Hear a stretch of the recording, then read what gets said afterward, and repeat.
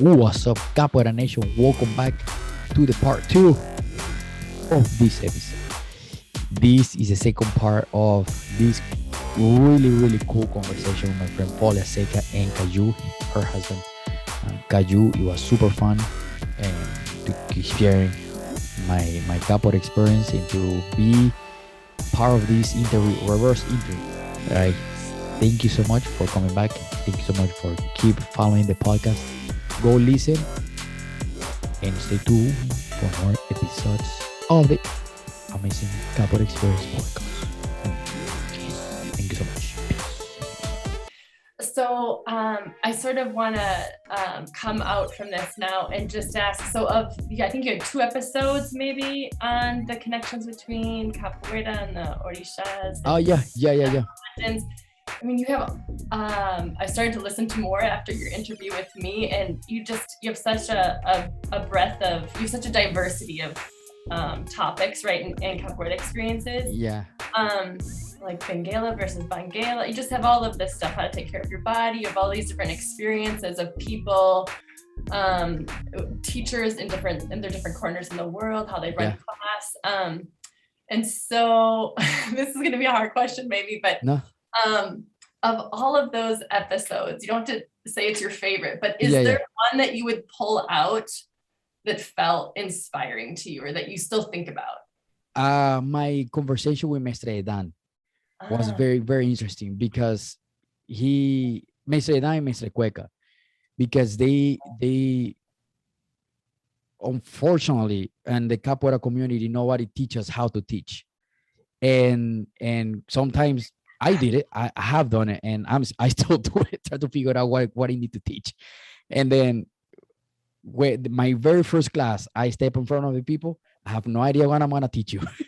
I don't know where to start, and then but they break it down in such a amazing flow on be like, is there's a science behind teaching, and teaching is also not for everybody, and not everybody is going to be an amazing teacher, but if you learn how to be a teacher, you can be a really good teacher. And then if you pay attention to the conversation with Mr. Cueca, Mr. Dan, how they grew capoeira in Israel is extremely amazing. How they grew non-Brazilian, and we, of course, with the help of capoeira and Brazilian mestres, but they created a system that I never seen before. And I'm pretty sure probably somebody have, and probably somebody already did and thought about it, but this is on the open eye. And when they were talking about, we created this system for people to be teachers, and we're not thinking on creating an army. We're thinking on teaching, I forgot the name of like generals or like something like that, and they are going to bring the army to us. And when they explained how they created all the system, I was very impressed. And until today's day, I think like, man, how I need to create a system for me to be able to, because at some point I need to have teachers for me to grow my capoeira community here. But how do I teach them how to teach? Like my wife, she's gonna be my next highest score, and I want her to start teaching. But how do I teach her what to teach so it looks the same like what I do? And after that question is in my head since that episode. I don't remember when it was, but I was like, man, what do I need to do? How can I put system in place for me to have like cookie cutters? Because I think that's how you call it, right? Cookie cutters. So, because if you see all the capoeira in Israel, everybody plays amazing. Everybody plays they have this distinctive style, and it's because Mestre Dan and Mestre Cueca and all of them created that system is thousands of people doing capoeira now, and that system got capoeira where it is now in Israel, and it's amazing. I'm a very big fan of them, and that I would say that was probably one of my number one. I probably went really long, but that's one of my favorite episodes. I don't know if I have a number one, but that's one of my favorite episodes for sure. That's cool. Yeah. There's music with uh, Instructora Faishka that will talk about music, which is super important for us. Uh, there's many things. How to take care of your body with my wife. Uh, their business, because as a teacher or and we don't see that neither behind the scenes, but if we have to have a system in place for us to actually have a school. If we don't have a school, if we don't have a business, if we don't see this as a business, is it's gonna be hard for us to create an event. We're gonna always run out of money to make events. We're gonna run out of resources because we don't keep track of stuff, and then that's part of the business section, and it's a lot of little elements of a bunch of stuff on the podcast. That's that's a theme I would say I hear throughout the podcast is that interest of yours. And you ask so many different people some of those same questions around like, well, but tell me, how are you making your school work? Like, how's this working? I want to know, like, how do you plan your batizado? How are the finances? Are you planning ahead of time? And, the first couple of times I heard you ask about it, I thought, I wonder why he's asking about this. And then I realized like I wonder if this is true for you. If there's part of you that would like to make, like, that's maybe a dream of yours, is to be able to do capoeira as your job someday. Yeah, you nail it. And even if not, yeah. And actually I think I said on my first episode, I don't remember, or why I do this, I don't remember. But the main core reason why I did the podcast is because I wanted to grow my school. I want to have a good foundation for my school on many aspects, business and teaching, how to teach kids, how many hows, right? How to do this and how to do this. And I don't have all the answers.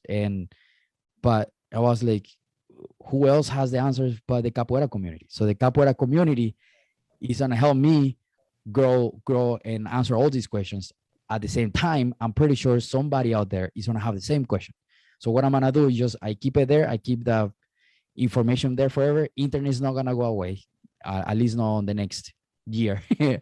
And anybody can find the information there, and just have it there. Now you got to cruise through the whole 100 episodes for you to find the answer, but probably the answer is gonna be there. And then if I have the question, I'm pretty sure somebody's gonna have the question. Yeah, I appreciate that about your voice. That's really consistent. It's like there's no you don't have a personal expectation of having to know all of the answers, and that's why you ask. Yes. And like time after time in podcasts, you say like, wow, that's so cool. I didn't know that. Yeah. And there's this line that Malandro has in one of there's a double episode with him, and he said something like, forget exactly what he said about not knowing, if somebody has the information, there was always a time they didn't know it. Oh, right? okay. There's always a time that whatever information you're holding, you didn't have. Yes. Right. Yeah. And I love thinking about inquiry and curiosity and like finding information in that way. Yeah, exactly. And also during these 8 years, I've been I love anything like personal growth and self-development, books and videos and all those kind of stuff. And one of the audiobooks, a guy says like, I don't remember which audiobook, but I'm a big fan of audiobooks. I have like 20, last time I count 22 audiobooks. And I have one of the guys says like, you're sometimes we're not ready to listen some words. Sometimes if you listen to this audiobook 2-3 times, you probably are gonna find an information that you didn't find last week or last time you hear it. And if you hear it at the fourth time, you probably some words are gonna click on the first time you didn't hear it. So that's also why I also have everything recorded in the podcast online, so you can hear it as many times as you want. And even for me, so sometimes I go through the podcast and be like, wait, I forgot what he said here. I'm just gonna go back and like Mr. Dan, I heard his conversation twice now, so I can so that's what he meant. Okay. And then that probably I didn't hear while talking to him. Is that way? Sometimes I'm talking and a different idea pops out, and so my brain is sometimes pay attention to many things at the same time. And that's really cool because you're building this big historical record, right? Like if you try to look for history of capoeira, 30 years ago, it's much more limited than what we have now. And I mean, granted that there is so much information about capoeira anyway. Yeah. But I think these interviews, are really cool because you're building this record, and that's gonna be resource for the future, I think. Yeah, totally. So much like your Benguela versus Banguela conversation, and then you had somebody else also speak to it in a different episode. It's so much better than what you find on Reddit. Yeah. Yeah, and also like you don't have to read it, you just, whenever you're cooking, and you can be like, oh, wait a minute, oh, that's what it is, okay. And that you don't have to sit down, like, the older that we get, sometimes we get too busy, and then having kids and having a job, driving all over the place, you have the audio there and you can hear it anywhere, and it's free because on Spotify you don't have to have the premium to listen to, and any platform is just free. It's just there for anyone to download it. And I appreciate you guys like appreciating the podcast, because that's my point too, to bring the information to everybody. We also listen to on what is it, Pocket Cast? Yeah, I mean, I use cool. Pocket Yeah. Cast. Yeah. Oh, cool. Do you have any? I have a couple more questions go too. ahead. So this, I mean, if you don't feel comfortable answering this one, please don't. So there are a couple of episodes, Kashishi, where I hear kind of an edge to your voice I'm so curious about, when you talk about how much you had to, I think you used the word defend, but like your love for capoeira, your time spent in capoeira when you were young. Yes. And I mean, I remember listening, there was one episode in particular, and I heard an edge to your voice, and I was wondering like, oh, it reminds me of when, it reminds me of a relationship that sometimes you find yourself in, where you have to defend your love for the other person. Yeah. And, so it made me pause anyway. And I wondered, like, if that's true for you, can you talk some about it? Yeah. Like, how does it inform your commitment to capoeira, your passion for it, wanting to spread the word? Yeah. So when I started, like when I said at the beginning that my mom was a very, very harsh person. And then she was like, you at this time, you have to at this time. And she was very strict because she had to be the dad and the mom. At that time, I didn't understand that. And I was like, man, you're so against me. Teenager. At the end of the day, you're a teenager, and we know everything when we're 15, right? And then my mom always was like, why you hanging out so much in capoeira?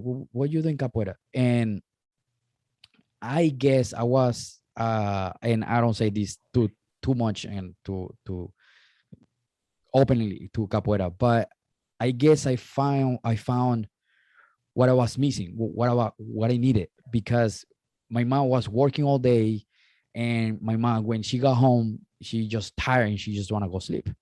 And we had that kind of like negative relationship, like a toxic relationship on being like, because she got 3 kids, 2 teenagers and one, all of us teenagers. And my brother, I have 2 siblings that they used to live with me. I have an older brother that's 10 and an older sister that's 5 years older than me. And when I was 15, my sister was stepping in her 20s and my brother was 25. So it was already, that's a big gap of a lot of complications and, hormones going on and a lot of stuff. And my mom had to take care of that, all the stuff. And now, as an older, I understand. But on that time, I wanted the attention a teenager wanted. They of having friends and find where you can fit and find who you are. And that was missing in my home. So, but I found in capoeira where I have friends, where I was having fun, and I always found that affection, I guess, if we can call it that way, from my friends in the capoeira community there. and that's, man, my mom always was like, capoeira is bad for you, capoeira is bad for you, why are you doing capoeira, go find a job, you got to go to school so you can retire and live off social security. It's like, mom, but I don't want to do that. I feel really happy with capoeira. Why do I have to give up something that is making me happy to satisfy you? Because you're the one that tell me to, that's something that you pursuing. No, I don't. That's not for me. And my mom was like, no, you got to do it. And that was for, man, I don't know, probably for my first 10 years of capoeira.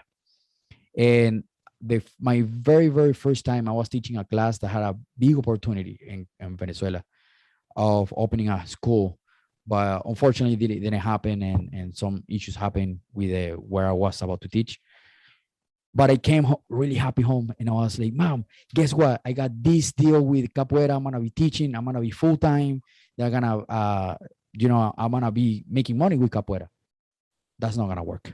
I was like, oh, mom, come on. I just so happy sharing something that I want. And she was like, no, that's not gonna work. Is that gonna pay you social security? Is that enough money for you to retire? And is that gonna pay? It's like, mom, forget about it. I'm not gonna tell you anymore. So, and then that was pretty much how I defend my capoeira, because that's my happy time, my me time, where I could be myself, where I was happy, where I had all my friends, where just many things that helped me. And now today's days, my mom is like, I'm so proud of you. You doing capoeira so good.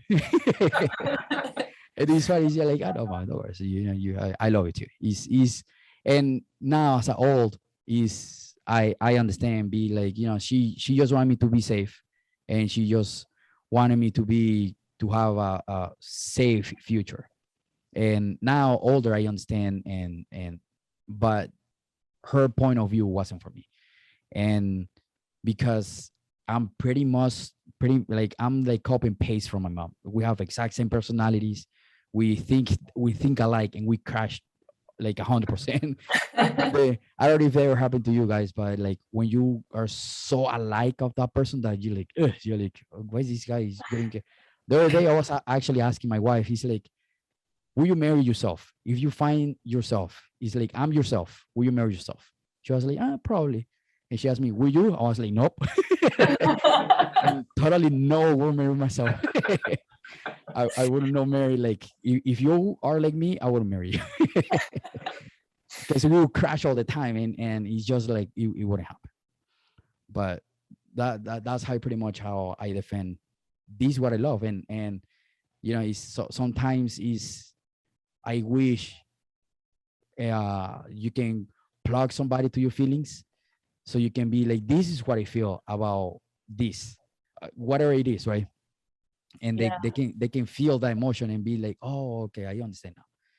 But of course, that's why I have the podcast, so I can send that through my voice and be like, hey, this why I do what I do. Yeah, that's cool. Yeah. Thank you. Do you have any more questions? Go ahead. Okay, I just have a couple more questions. Yeah, of course. Yeah, Okay. of course. So this is a bit of a detour, and I'm curious. I want to ask you, because this has been so true for me in different points in my love affair with capoeira, and I know it's been true for my fellow practitioners, my students. Not everyone, but certainly for some, intimidation of the halda. Yeah. And so I'm wondering about that. Like, have you ever been intimidated by the halda? And all the time. okay, so then I think, like, what do I tell people? Like, what do I tell myself? And then what do I tell others? So what do you do? It's hard, because I actually, Colorida, my student, the one that you met, I think she asked me one time, and she was like, she's probably gonna listen to this episode. She was like, oh my gosh, he said my name. But I loved your episode, Colorida. I know, she was so nervous. But it's fine. I know, Colorida, I know you listening. But I it's hard, because I get nervous all the time. And I was telling her, I was like, do you ever, she asked me, do you ever get nervous going to the hall? I was like, every single time. but because I'm already comfortable with that nervousness, I just go. And especially when I see somebody that is higher level than me, and the first thing I think is like, I don't want to get kicked on the face. I don't want to bleed. So arms up, elbows up, so I can cover my jinga. But that all the time, and I don't know, I guess probably practice. And the like when you drive, right? I was telling actually today, the first time you drive, I was shaking a lot, and I was like super nervous. And the first time I got in the highway, I was very, very nervous. But then now, you can do multitask while you drive, and it gets easier with time. You just get used to it, and it's it gets better with time. It gets better with time, and it's just about jumping and swimming with the sharks. And I know, can I piggyback on that? Yeah. What is how is the halda for you a learning space? How much of it? I mean, can you say something about your experiences of learning while playing the halda? Not only playing, I mean, watching as well, but also, I guess, mostly playing. Like you said something like, oh, when you're expired, you realize, oh, I did something that I didn't think I could do, or That's a great question. Yeah, it is a good question, and that's a good question. I don't know. I don't know. I'm a very observant person. I like to watch. I like to see. When I enter in a room, I scan everybody and see. I guess probably like in Brazil, right? Because you're originally from Brazil. And when do you move to the US? Oh, when? Yeah. In 2000. So so 20 years now here, right? Mm-hmm. So and how old were you when you moved here? I was 30. So you had already 30 years of experience in Brazil, right? So and where we grew up, we have to have 10 eyes, right? Because right. you gotta watch everywhere, because you never know what is coming, and or what is coming or who is coming. So you always gotta keep your eyes open, and you gotta absorb from your environment as much as you can in a very quick time. So when I go in the halda and I see people playing, you many times are gonna see me like dodging for them because I'm watching the game, and I get engaged in the game, and flows, the connection. I can see who's playing by himself or themselves, or who's playing together, and who's having actually a flow, or who's just playing solo and play solo on the other side, or who's showing off, or who's aggressive and who wants to be aggressive. So it's even with beginners, you can learn from beginners game, and you can be like, oh man, this is really cool. You can see personalities there, and the person is pretty passive. Oh, this person's pretty aggressive. I gotta chill a little bit. This You sure can. Yeah, and then you can be like, oh, these games are really cool, and that's why I love recording my haldas. And whenever I can, I try to record the haldas because I can rewatch those games, and I can rewatch my own game and be like, oh man, I messed it up again. I don't like what I did here, and I get judgmental with myself on the positive side of judgment. I'll be like, oh man, I gotta change this. I see my habit here. So it's like, oh, that's a bad timing. I gotta change this.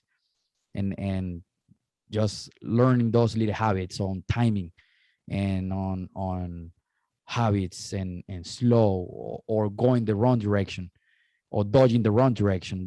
All those little details is I learned from watching and playing too. That's cool. That's cool. Yeah. Kashi, what's the style of capoeira that most resonates with you? Is it the style of capoeira you play, or is it a different one, or has it evolved? It changed when I switched to Capoeira Brazil. The old school Capoeira Brazil, it was very, very unique to my eye, and because he was very engaged. It was very like, I remember one time my instructor back in Venezuela, my Capoeira Brazil instructor, which he was my friend. Uh, we went to bed, I don't know, probably like 4 a.m. just watching videos. And he was like, man, look at this game, look at this guy. And he was like, oh, wait a minute, look what he's gonna do here. And blew my mind because he was from backflip going to Vengachiva. And then he was like from this movement going to a takedown. And then he told me, he was teaching me, Mr. Paulão, one of the founders of Capoeira Brazil.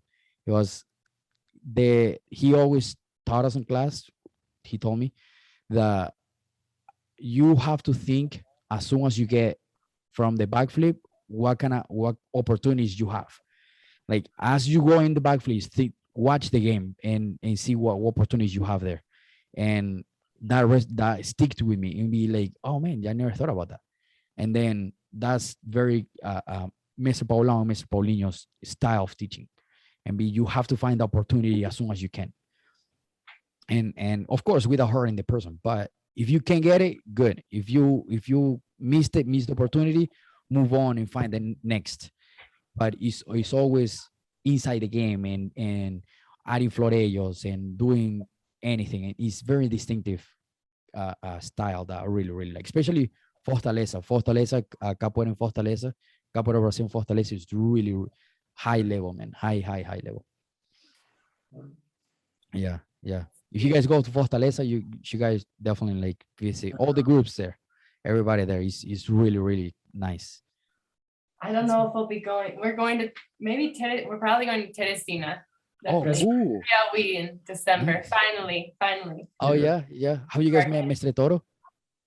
No, I have not met. No, his capoeira is really cool. I really, really like his capoeira. He's singing. He's the first time I met him, I was scared of him. he's a big dude and strong, and he just go for the kick, and he doesn't hold back. He just go, and he's scary seeing a big ass dude trying to like kick you. It's intimidating sometimes. Yeah. So Kashishi, I'm sure all of Capoeira Nation wants to know what's the best advice you have heard on your podcast since you've asked the question about 100 times. Yeah. The advice of Mestre Ferradura, where he says unity is what keep us together. You know, we cannot survive, or we cannot make capoeira grow without the capoeira community. We need the capoeira community. And we are the capoeira community, and we gotta forget logos, we gotta forget styles, we gotta forget nationalities, we gotta forget all the stuff. We gotta remember about capoeira and practice capoeira and be there for capoeira.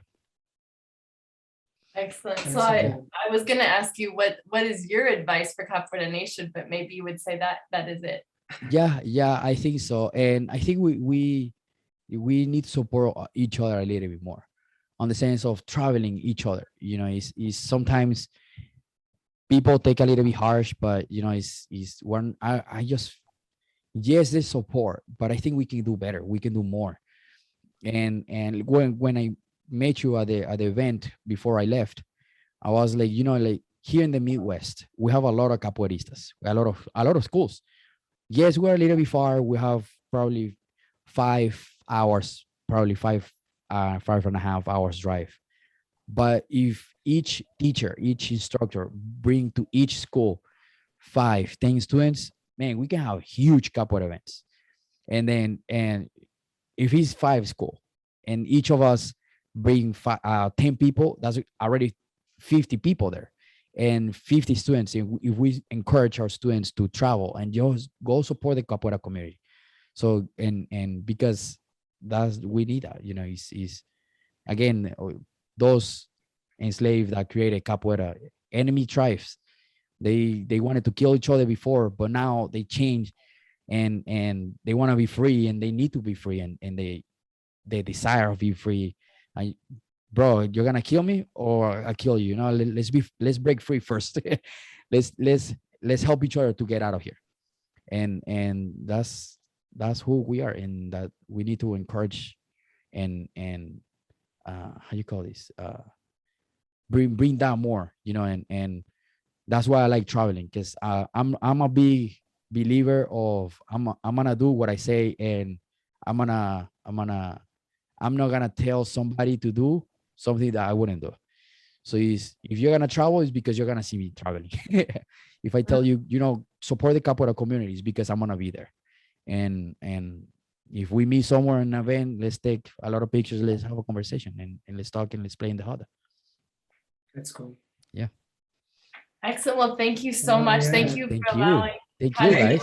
Thank you for And letting Thank me you. part in interview. here. Thank you, Yeah. guys. It was fun. It's cool to. I never got the experience of being interviewed on my own show. Well, there you go. Yeah. And Yeah. I invite other listeners, whether you've been interviewed by Kashishi or not, if you're interested in interviewing him in the Totally. future, reach out. Also make sure that you follow him and Yes. share this podcast. You can find him on Spotify, on Pocket Cast. Yeah. Any apps. platform. Yeah. What are you, Caju, what is your advice for the capoeira community? What do you think? I'll let you go first, Caju. I just answered this question a couple episodes ago. No, I think this what you said of more integration and participation is very important, really, to be that. And my particular take on it is with capoeira is that I really appreciate the physical aspect of it, but also the other cultural aspects. Both the musicality. In the case of in my case, perhaps because I'm from Brazil, I hear so much in capoeira of other types of Brazilian music, other cultural aspects. So this awareness for me is amazing. Like this, once in a while you listening to a samba and you hear something that's exactly what we do in capoeira in this moment. I know, dude. It's like little jewels that I this know. awareness. Yeah. I think for me it enriches the experience a lot. Yeah. Nice. He'll often stop me like when I'm cooking or something. He'll be playing something and he'll be like, listen to this. Do you hear how this samba is like capoeira? Can you hear the beating bow here? Nice. That's very cool. Do you have like a Brazilian music playlist that you can share? Will you send that to me?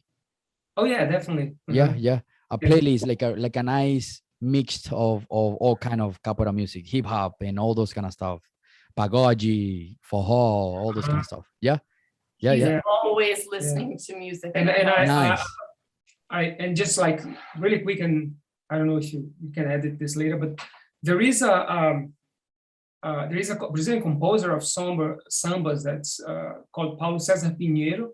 Okay. And he has an album, and I think the name of the album is Capoeira de Besouro, which are sambas, but each samba is based on a toque de berimbau. Oh, so cool. That's like toque de benguela, toque de São Bento Pequeno, São Bento Grande, tem que chama jogo de dentro, and cavalaria.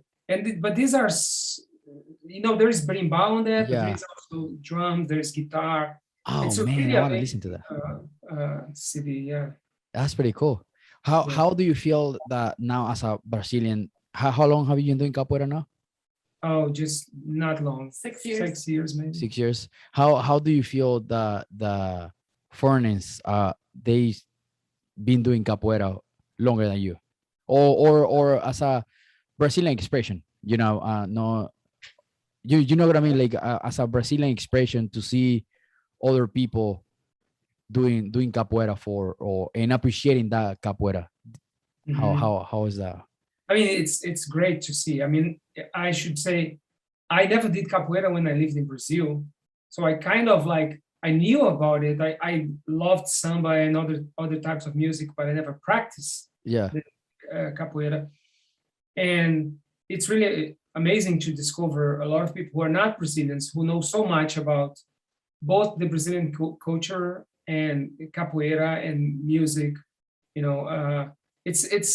That's actually a question that I had for you earlier. I never asked it, but it's like, So every song we sing in capoeira is sang in Portuguese. Yeah, yeah. And, like, being a native speaker, and I have this kind of advantage because I can hear something and it resonates with some aspect of life or musicality in Brazil that people who are not, it's harder for them to have that.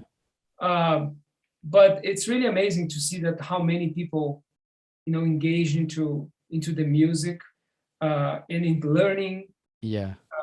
And eventually, and I know some people who have this, can make these connections. It's really fascinating, It's really cool to see. And also, I remember one time I heard somebody, and I'm not gonna call names, but one time I heard a guy being like, "Hey, like, I don't wanna learn from this guy because this guy is not Brazilian." I was like, "Excuse me," and because I was like, "It's like, man, there's so much amazing capoeiristas out there that they're no Brazilians, and Yes. and amazing capoeiristas, and that they have a lot more knowledge that the teachers that have been doing, the Brazilians, the they're Brazilians, and again, not trying there on anybody, but it's just like everybody has so much knowledge, anybody, and we don't have to be from Brazil to appreciate this, and because this is such a rich culture, and people's culture, and it's just like the appreciation of people, and on a pure element, which is capoeira, and bringing everybody together in one pot and just mixing everybody there, which is really cool. Definitely. Yeah. Yeah. That's What are you, Folha Seca? Yeah. Sorry. Go ahead. So for your experience, how important is, as part of, your capoeira experience, like anyone's capoeira experience, how important for you do you think it is engaging and learning the music and and playing the instruments? And because, like, my experience has been also that I've known capoeiristas who are physically play very well, Yeah. but don't necessarily play the instruments True. Yeah. correctly. Other people who are beginners who are really super interested in learning, Yes. Yeah. So there are different levels of engagement to that aspect of capoeira. Yeah. So Totally. I just want to hear your opinion about, if your thoughts on that. Please. Yeah. I think capoeira is everything is important in capoeira, even the music. If we don't have to be musicians to practice this, and if at least people can understand the basic of berimbau and tabaque, pandero, you don't have to be an expert and play every single toque and do all the combinations in the berimbau. But if you understand what the ritual of the berimbau means, what is the job of the gungamete in viola, which instrument enters first, and at least the basic toques, the three basic toques, and that way, that's another contribution in your halda, your own halda, and you can find there's so much material out there to practice and to teach and to get involved in the capoeira music. I think it's important for us to learn it. Again, you don't have to be Justin Bieber of capoeira, but you can be you can practice at least the basics of capoeira, so you can understand what is happening and pass that energy. And even the claps, palma de bimba, palma de terreiro, and then understand how that works. And I think it's important. Mm-hmm. And I mean, if I can add to what you said, Of course. it's so perceptive in the roda how much difference good music and good energy that comes with music makes to the roda, right? Oh, Like, yeah, totally. You don't even need to be singing in tune, but as long as there is energy on that thing, Yeah. the games evolve in a completely different way. Yes. Yeah, isn't it crazy how that works? That everything is connected. Like all of us are connected to the players, and the players are connected to us, and the music is connected to everybody. It's just like everybody's there together, and that's a perfect example of community, a halda. Everybody's together at the moment. There's this student in our group, Tanya. She was at the Bachisadu. She actually sang in Bateria Laranja. Anyway, there have been times where she'll sing a song and she'll be at the bateria and I'll have like just left or something.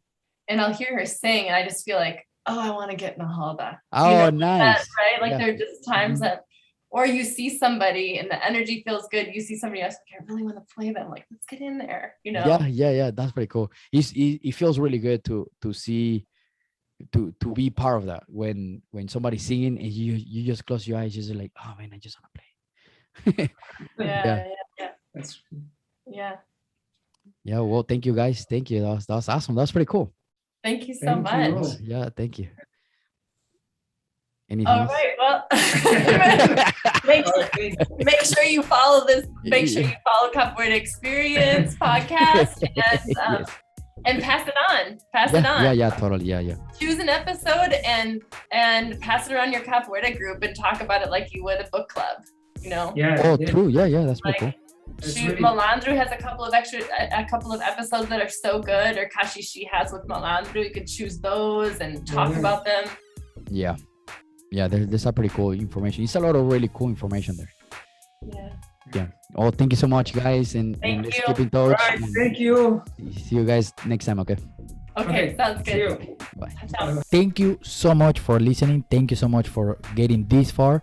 Remember, please subscribe, give us a thumbs up on Facebook or YouTube.